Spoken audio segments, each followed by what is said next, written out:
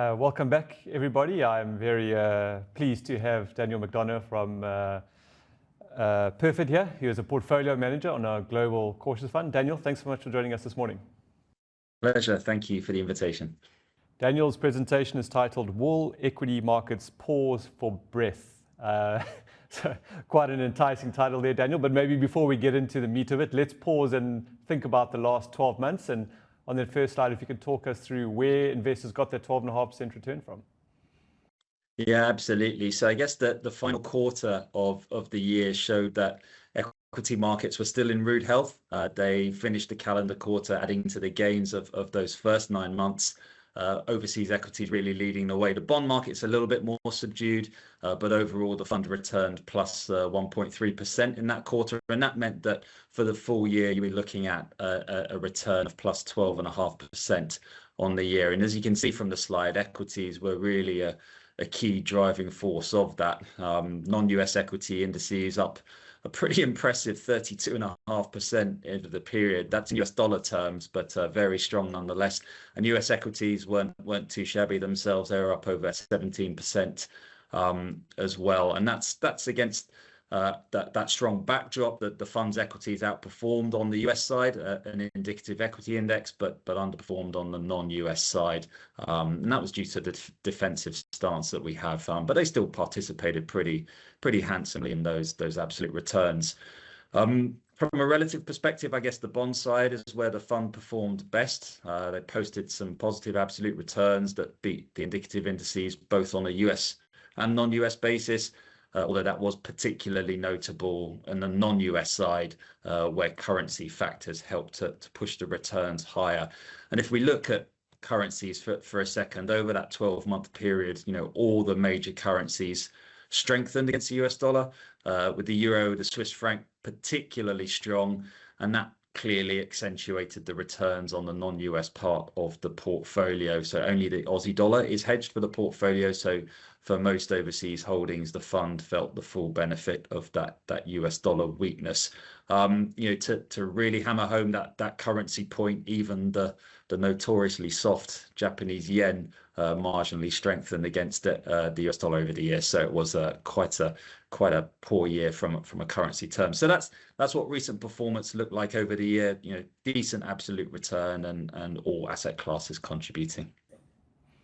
Thanks so much, Daniel. You did mention Japan. We will get to that topic in a moment. But first of all, we're going to rewind back to April, or just around April Fool's Day, on that fateful day on the White House lawns where President Trump held up his placard showing his tariffs that each country shall be receiving going forward. And many countries were in his crosshairs, none less so than many of the BRIC nations. And I'd like to focus on the C there, that China part, because many forecast them as being one of the hardest, if not the hardest hitting nation by these tariffs. So if you can give us a bit of color on maybe how China has performed over the last 8 months.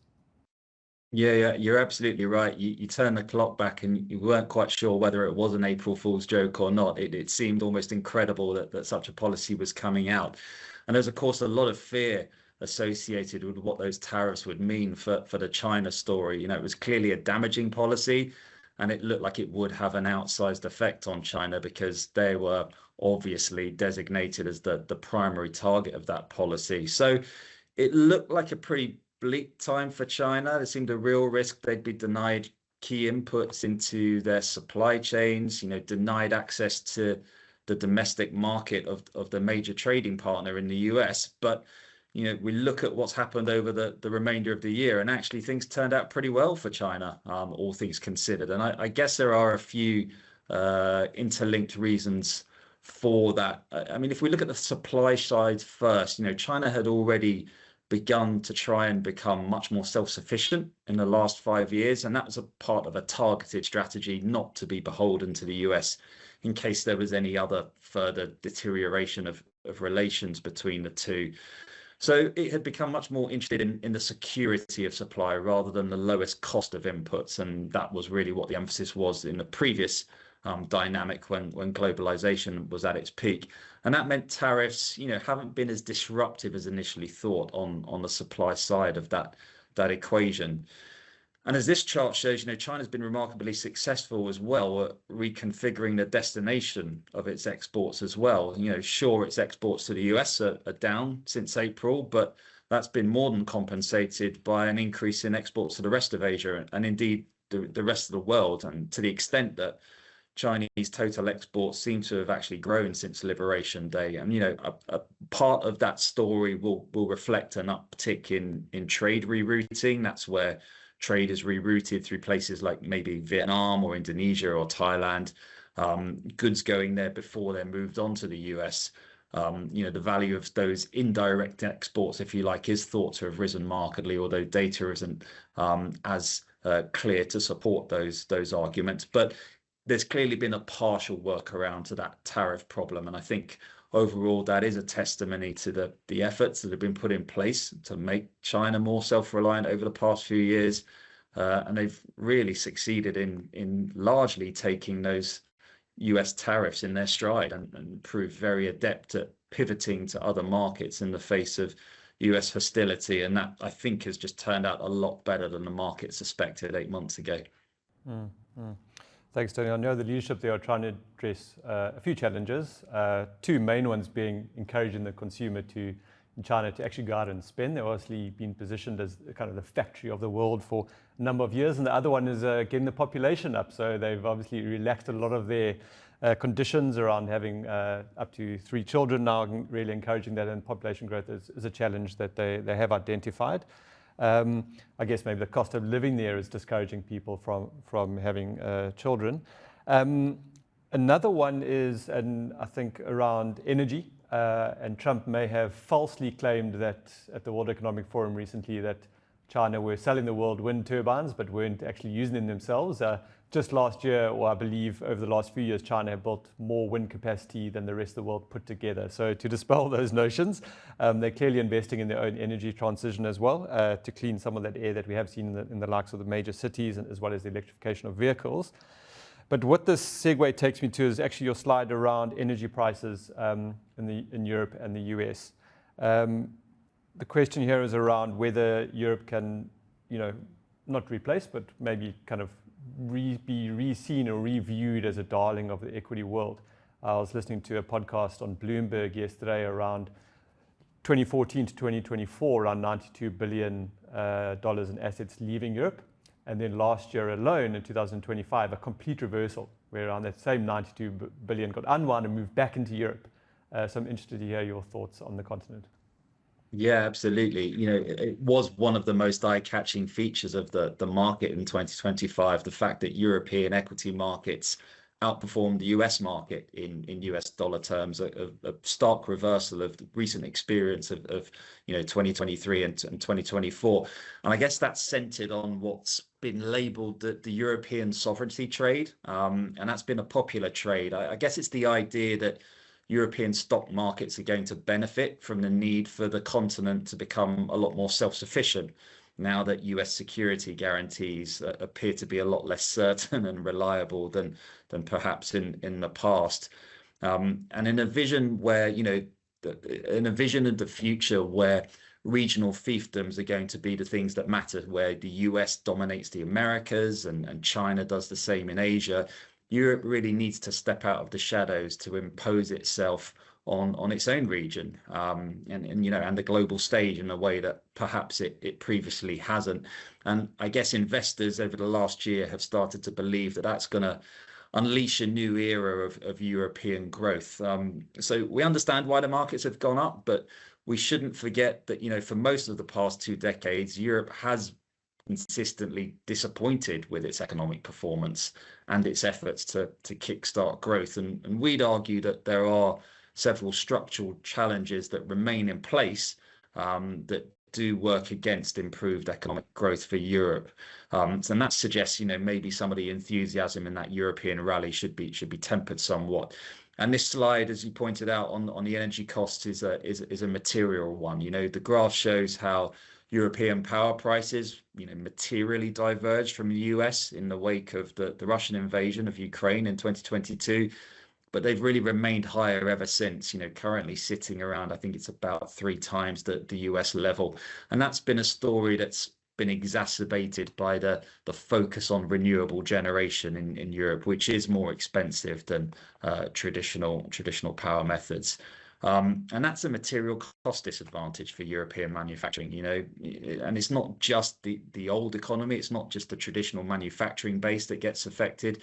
It also impairs the attractiveness of the EU as a destination for AI related investment. We've all heard about the incredible power needs that data centers and AI searches need. So it penalizes, both the old economy and the new. And when you take that in conjunction with other challenges that Europe's faced with, things like the notorious need to tackle regulatory complexity, the fact that there tend to be 20 plus voices of nation states that dilute the speed and effectiveness of decision making just in a way that you don't see in the US or China. It's possible to build a case for suggesting that European markets might have got a little bit ahead of themselves. And I guess the flip side of that is, well, will the US come roaring back and take Europe's crown in 2026? And all we'd note is that the US market isn't without its own challenges itself. The US equity market has really benefited from those Mag 7 stocks. That's been a key driver of US momentum. And one of the reasons that, we fear for the US's opportunities is that there are growing questions around the AI narrative and precisely how beneficial it's going to be to those companies at the forefront of it. And I guess that's got several angles, but one of which is the increasing circularity that's becoming a more common feature of the deals that have been announced by industry participants recently, and you can see that evidenced on the next slide. There's lots of examples of this. We've seen Nvidia agree to invest $100 billion in OpenAI, but OpenAI agreeing to buy exactly the same amount of Nvidia chips. Nvidia have been talking about using excess capacity in customer data centers to guarantee utilization, and that's clearly creating some kind of self-serving loop relationships. And those cozy partnerships, if they're not built on genuine commercial reasoning, they do come with risks. There is a suggestion that the circularity means there are inflated revenues. It can encourage the building of overcapacity. It can lead to systemic vulnerability when the problem with one company, one player, sort of can rapidly spread through those interconnected relationships. So in short, we think the US market has relied on a buoyant AI environment for much of its recent outperformance against the rest of the world. And our only point is that if that wanes, it will be a headwind of significant proportions to the region. So both Europe and US have question marks hanging over them.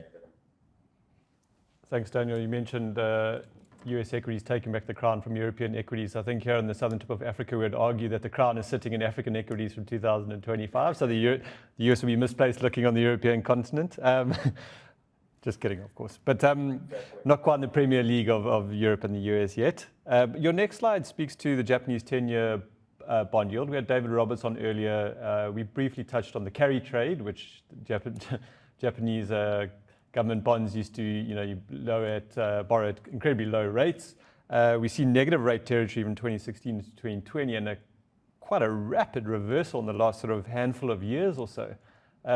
What is the reason largely behind some of this, and what are the consequences for the market generally?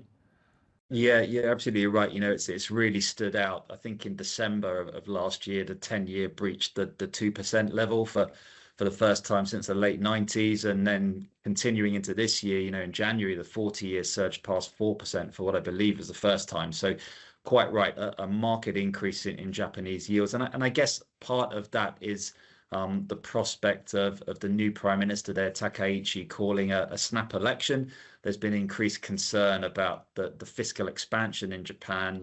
That lifts risk premia and pressures the JGB market. And Takaichi has been very vocal in her support for more fiscal spending. They've aired the possibility of $130 billion stimulus proposal, which isn't the most natural policy to have when you have such high levels of public sector debt, the highest levels in the developed world.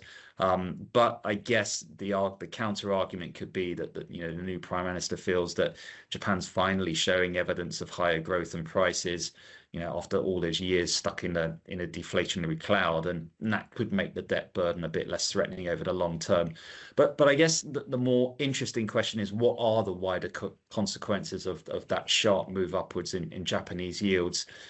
And I suppose the 2 points I'd make there is that, first of all, Japanese yields, the higher they get, the more attractive they're going to be to domestic investors, and that can have repercussions on their investment patterns. They may be tempted to repatriate their capital back home and away from the places what they were investing in before, and primary among those that comes to mind is the US, and that clearly could have some potentially damaging consequences for the US borrowing costs if demand dries up from that cohort, and that could weigh on the markets in long term. And then perhaps more broadly, the second point I'd make is that some people have argued that having Japanese bond yields at such low levels that you rightly touched on at the start there for most of the past decade, that's acted as something of an anchor for other developed market bond yields. So it's kind of kept bond yields lower than they might otherwise have been. And if that is now being taken away as Japanese bond yields normalize, and we do see longer term bond yields marching higher across multiple bond markets, then that could begin to weigh on equity markets as the rising cost of borrowing starts to have an effect on earnings. It is worth stressing that a moderate rate environment provides a pretty solid backdrop for equity markets, so anything that tests that could have repercussions further afield, and it feels like Japan is the last major market to normalize, so that's something to keep a watch on. Sure. I mean, what an interesting concept around that anchoring of the yen and the ripple effect that goes beyond their borders. Speaks to the globalization of capital flows around the world. I guess they're also facing, similar issue to Chinese around an aging population. They are quite a dynamic consumer. They have some world-leading companies as well. So we'll hold our breath and see what this fiscal stimulus does, and if they do get it signed off and continued into 2026. Before I let you go, just your final 2 slides. Always like the section on the outlook. I'd like to go back and backtest our managers to see what they got right and maybe where they reserve some opinions or if they got held up by time. But maybe your outlook for the year ahead and how the portfolio is structurally positioned for those that are invested in the fund. Yeah, absolutely. So I guess the key point is that the equity market has really continued to project confidence, and we simply make the point that history teaches us that the markets can be vulnerable if valuations sit at elevated levels, and if there are risks on the horizon, of which we've touched on several already in today's conversation. The exact triggers, they're always going to be tough to pinpoint, but the absence of market volatility, we think, just shouldn't be mistaken for the absence of risk. So we've seen recent optimism on Europe might be overdone for those reasons we touched on. The prospects for the US market do still feel to be quite intrinsically linked to the fortunes of AI, which is not without its own uncertainties. And a point we've made on past calls is that there are constraints in the use of fiscal and monetary policy, given the question marks over fiscal positions of G7 governments that bond markets are asking, and of course the refusal of inflation to be completely banished from the scene. So you take all that together, and we remain defensively positioned. That manifests itself in a small 20% equity weighting, and a low duration bond portfolio. We just think that if equity markets don't offer compelling value, and there are plentiful risks around, then we are quite happy to emphasize the capital preservation side of things and position ourselves accordingly. And I think that characterizes where we sit at the moment.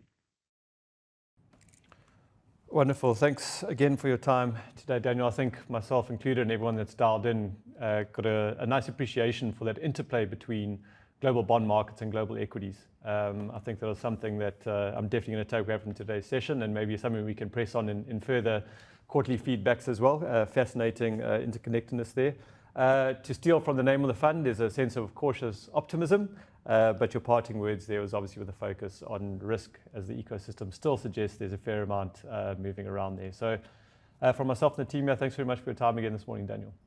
Lovely to talk to you. Thank you. Cheers. Take care.